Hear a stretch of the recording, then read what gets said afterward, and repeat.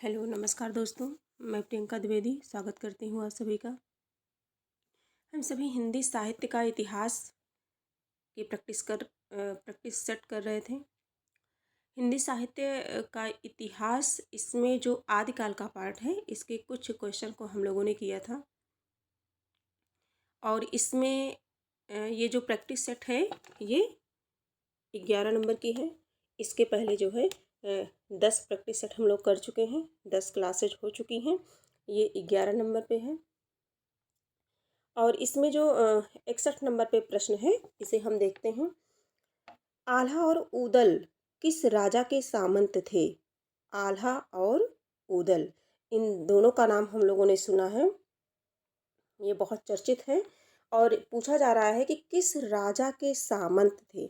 तो ऑप्शन है हमारा परमाल, ऑप्शन बी है जगनिक, ऑप्शन सी है कीर्तिदत्त, ऑप्शन डी है औरंगजेब। तो इनमें से हमें बताना है कि किसके जो है सामंत थे, किस राजा के।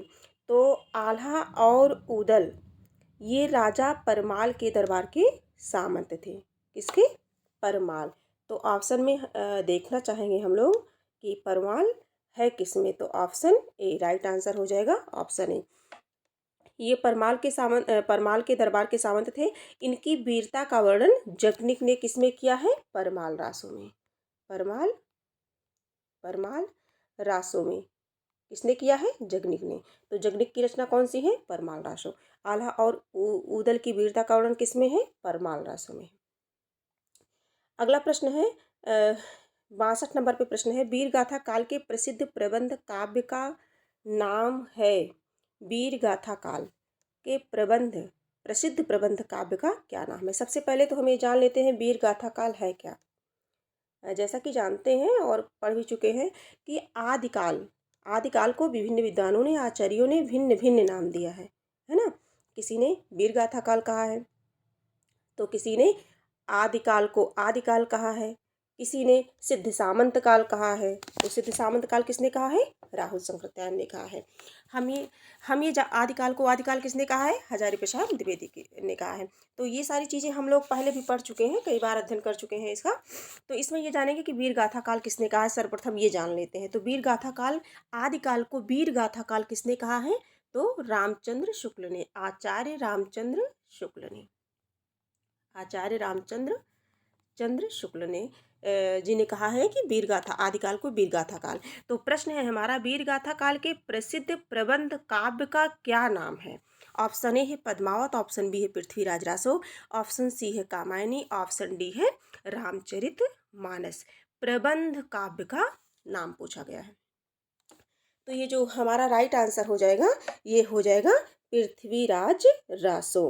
पृथ्वीराज रासो। और ये पृथ्वीराज रासो रचना किसकी है? तो चंद वरदाई की है।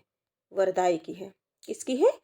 चंद वरदाई की है। इसके बारे में थोड़ा सा हम सभी जान लेते हैं क्योंकि ये महत्वपूर्ण रचना है और इससे कई क्वेश्चन बनते हैं एग्जाम में। तो ये जो इसे अभी बताया गया कि इसे आचार्य रामचंद्र शुक्ल ने हिंदी का प्रथम महाकाव्य कहा है। किसे? पृथ्वीराज रासो को। पृथ्वीराज रासो को हिंदी का प्रबंध महाकाव्य, हिंदी का प्रथम महाकाव्य, सॉरी क्षमा चाहूंगी, प्रथम महाकाव्य कहा है। प्रथम महाकाव्य कहा है किसने? आचार्य शुक्ल ने। और इसके जो रचयिता हैं वो भी बताया गया कि चंद्रवरदाई हैं और इन्हीं को प्रथम कवि भी माना है।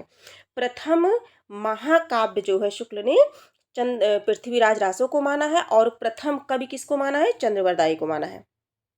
और इसके जो है पृथ्वीराज रासो के जो है 4 संस्करण हैं। कितने संस्करण हैं? 4 संस्करण हैं। ठीक है। तो चारों संस्करण से क्वेश्चन बन सकते हैं।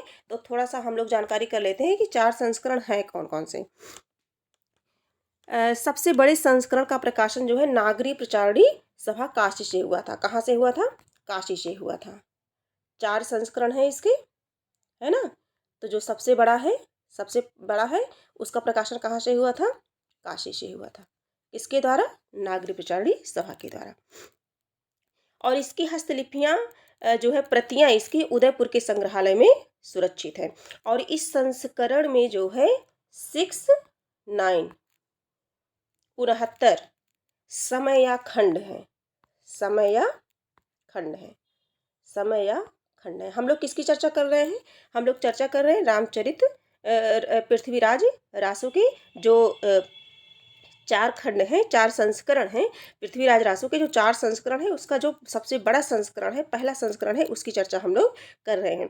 इसमें जो है इस संस्करण में 69 समया खंड हैं और 16,306 छंद हैं। 16,306 16,306 छंद हैं। ठीक है। और जो द्वितीय संस्करण द्वितीय रूप में उपलब्ध पृथ्वीराज रासो है, ये इसमें कितने हैं? 7,000 छंद हैं। कितने छंद हैं? 7,000 छंदों का काव्य है ये, 7,000। दूसरा कौन सा है? पृथ्वीराज रासो, 7,000 छंद है इसमें। ठीक।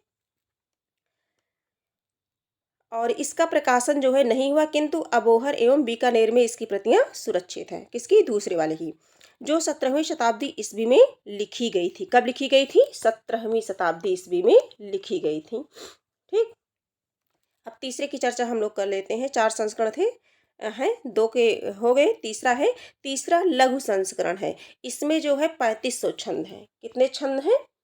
3500 छंद है। किसमें? तीसरे संस्करण में। ये क्या है? लघु संस्करण है। इसमें 19 समया खंड है। किसमें? तीसरे में कितने समया खंड हैं? 19। तीसरे में 19 समया खंड हैं। इस संस्करण की हस्तलिपियां प्रतियां भी बीकानेर में सुरक्षित हैं। कहाँ है? बीकानेर में सुरक्षित हैं। अब और इसी को दशरथ शर्मा सहित कुछ विद्वान मूल रासो मानते हैं। दशरथ शर्मा और कुछ विद्वान इसी को मूल रासो मानते हैं। किसे? तीसरे संस्करण को। हजारी प्रसाद द्विवेदी ने पृथ्वीराज रासो को क्या कहा है? शुक-शुकी संवाद कहा है। जो चौथा संस्करण है, इसके बारे में जान लेते हैं। ये सबसे छोटा है। चौथा संस्करण सबसे छोटा है और इसमें केवल 1300 छंद है। कितने हैं? 1300 छंद है। 1300 छंद है चौथे संस्करण में, और ये सबसे छोटा माना जाता है। सबसे छोटा माना जाता है। पहले में कितने छंद हैं? 16,306। ठीक। और दूसरे संस्करण में 7,000। दूसरे में 7,000 छंद हैं। तीसरे में कितने छंद हैं? 3500 छंद हैं। और चौथे में 1300 छंद हैं। ये सबसे छोटा संस्करण है। एक प्रश्न और जान लेते हैं, ये भी पूछा जाता है, इसी माध्यम से जान लेते हैं। हजारी प्रसाद द्विवेदी ने पृथ्वीराज रासो को शुक-शुकी संवाद के रूप में रचित माना है। किसके रूप में? शुक-शुकी संवाद। ये प्रश्न पूछा जाता है। शुक-शुकी संवाद किसने माना है? हजारी प्रसाद द्विवेदी जी ने माना है। किसे माना है? पृथ्वीराज रासो को। ठीक है। तो ये प्रश्न हमारा कंप्लीट हुआ और इसका राइट आंसर हो जाएगा बी। अगले प्रश्न के बारे में देखते हैं। चंदवरदाई किसके दरबारी कवि थे? चंदवरदाई किसके दरबारी कवि थे? ऑप्शन ए है हमारा महाराजा हम्मीर के, महाराज बीसलदेव के, ऑप्शन सी महाराणा प्रताप के, ऑप्शन डी महाराजा पृथ्वीराज चौहान के। तो किसके दरबारी कवि थे? तो राइट आंसर हो जाएगा डी, महाराजा पृथ्वीराज चौहान के। तो इनकी रचना पृथ्वीराज रासो, इसके बारे में डिटेल से हम लोगों ने समझ लिया ऊपर। अगला प्रश्न देखते हैं। पृथ्वीराज किसके प्रति अनुरक्त था? प्रश्न है हमारा, पृथ्वीराज किसके प्रति अनुरक्त था? तो पहला ऑप्शन है पद्मिनी, बी ऑप्शन है कमलिनी, ऑप्शन सी है संयोगिता, ऑप्शन डी है चंद्रिका। ऑप्शन डी है चंद्रिका। तो जो पृथ्वीराज थे किसके प्रति अनुरक्त थे? तो सुना होगा आप लोगों ने, पढ़ा भी होगा। राइट आंसर हमारा हो जाएगा सी। किसके प्रति? संयोगिता के प्रति। इनके बारे में थोड़ा जान लेते हैं। पृथ्वीराज जो है कन्नौज के राजा जयचंद की पुत्री संयोगिता के प्रति अनुरक्त थे। संयोगिता किसकी पुत्री थी? जयचंद की। और जयचंद कहाँ के राजा थे? जयचंद की पुत्री थी। कौन? संयोगिता। और जयचंद्र राजा कहाँ के थे? तो कन्नौज के राजा थे। कन्नौज की राजा जयचंद की पुत्री थी संयोगिता, और इन्हीं से ये क्या थे? इन्हीं के प्रति ये अनुरक्त थे। इसके बाद जो है अगला देखते हैं, प्रश्न है हमारा, इनमें से कौन सा कवि आदिकाल का नहीं है? इनमें से कौन सा, ये गलत है, रॉन्ग है, कवि होगा यहाँ, कवि आदिकाल का नहीं है। तो ऑप्शन ए है चंद्रबरदाई, ऑप्शन बी है जगनिक, ऑप्शन सी है नाभादास, ऑप्शन डी है दलपति विजय। ऑप्शन डी है दलपति विजय। तो कौन आदिकाल का कवि नहीं है? तो चंद्रबरदाई को जानते हैं हम सभी, आदिकाल के हैं। जगनिक भी परमाल रासो की रचना के हैं, आदिकाल के हैं। दलपत विजय खुमार रासो है ना की रचना के, ये सब आदिकाल के कवि हैं। तो जो नाभादास हैं ये क्या हैं? भक्तिकाल के कवि हैं। नाभादास किस काल के कवि हैं? भक्तकाल के कवि हैं। तो जो हमारा राइट आंसर हो जाएगा वो क्या हो जाएगा? नाभादास। क्या हो जाएगा? नाभादास। इनके बारे में थोड़ा सा जान लेते हैं, नाभादास के बारे में। नाभादास भक्तिकाल सगुण भक्तिधारा के कवि हैं। किसके? सगुण, सगुण सगुण, सगुण और निर्गुण दो शाखाओं में विभक्त था भक्तिकाल। तो ये सगुण काव्यधारा के कवि हैं। कौन? नाभादास। और ये अग्रदास जी के शिष्य हैं। किसके शिष्य हैं? अग्रदास के। किसकी चर्चा हम लोग कर रहे हैं? नाभादास की। नाभादास किसके शिष्य हैं? अग्रदास के शिष्य थे।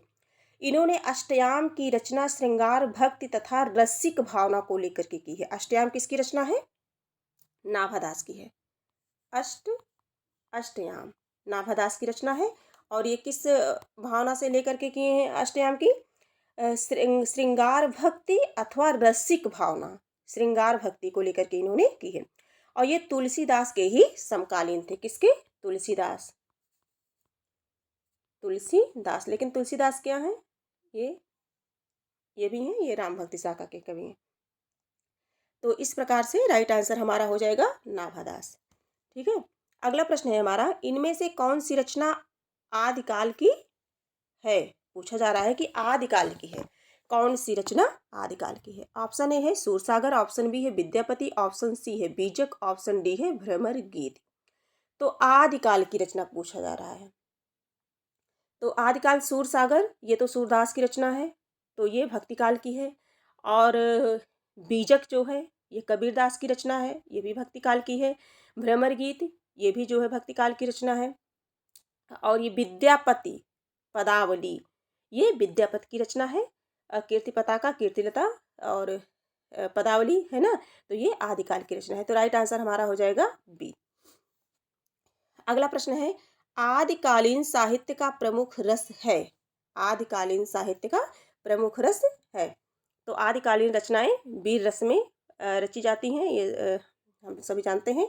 तो आदिकालीन साहित्य का प्रमुख रस पूछा जा रहा है। तो ऑप्शन ए है शांत, ऑप्शन बी है हास्य, ऑप्शन सी है करुण, ऑप्शन डी है वीर। तो हमारा राइट आंसर हो जाएगा वीर। अगला प्रश्न है, नाथ संप्रदाय में हठयोग का क्या अर्थ है? नाथ संप्रदाय में हठयोग का क्या अर्थ है?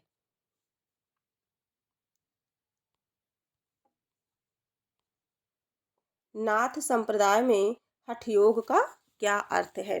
कठिन साधना ऑप्शन ए, ऑप्शन बी अडिग योग साधना, ऑप्शन सी हठ पूर्वक योग, ऑप्शन डी हा का अर्थ सूर्य और ठा का अर्थ चंद्र दोनों का योग। तो हमारा जो राइट आंसर हो जाएगा वो क्या हो जाएगा? हा का अर्थ सूर्य और ठा का अर्थ चंद्र दोनों का योग ही क्या कहलाता है? हठ योग। ठीक।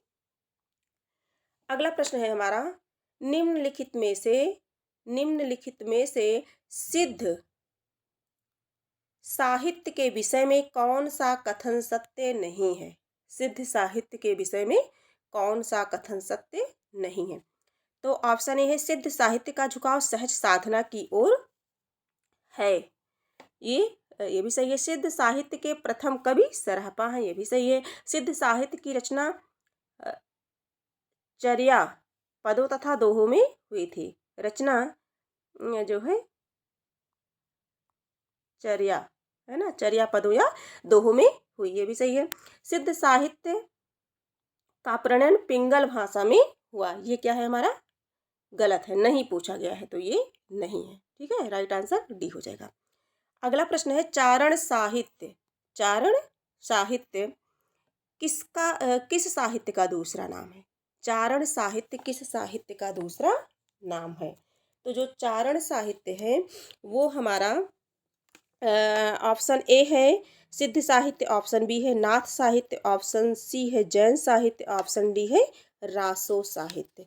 तो चारण साहित्य किसका नाम है? तो ऑप्शन राइट आंसर हमारा हो जाएगा रासो साहित्य। राइट आंसर रासो साहित्य हो जाएगा।